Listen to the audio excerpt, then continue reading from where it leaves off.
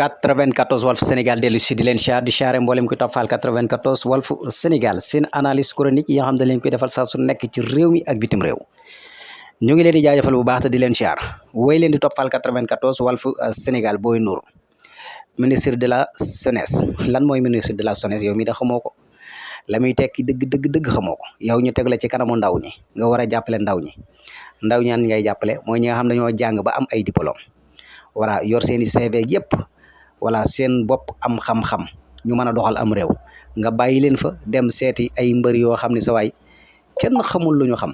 lu dul bëre nga naan da ngay ànd ak ñoom lëkkaloo ak ñoom non sa waa ji yow mii sa waay yow doo rëccee noonu de yow mii ministre de la jeunesse laa xaw ma yow mii Boy Ndour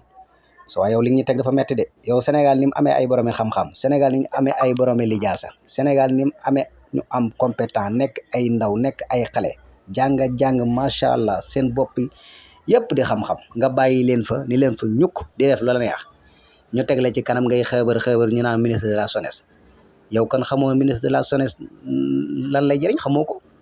moo tax da ngeen doon caaxaane réew mi rek voilà da ngeen a toog rek di gundaandaat di noos jàpp ne loolu moom du jeex voilà te yéen xamunoo ni maanaam fii lu dul jeex amul voilà léegi nag aywa da ngay rendre compte parce que ñi nga xam ne da ngeen leen doon fay te daanaka mën naa ne du xam-xam bi du compétent bi dara xanaa xamoo loolu sax fi mu toll ni moo dellool ginnaaw réew mi da ngeen a fekk ay boroomi xam-xam yu am ay lijaasa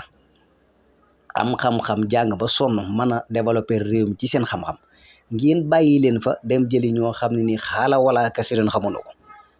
aywa ngeen jàpp ni maanaam loolu dafay continuer dafay wéy te xam ngeen ni loolu du continuer du wéy léegi nag aywa nguur gi fi nekkoon mayoon leen doole jox leen alal jox leen lépp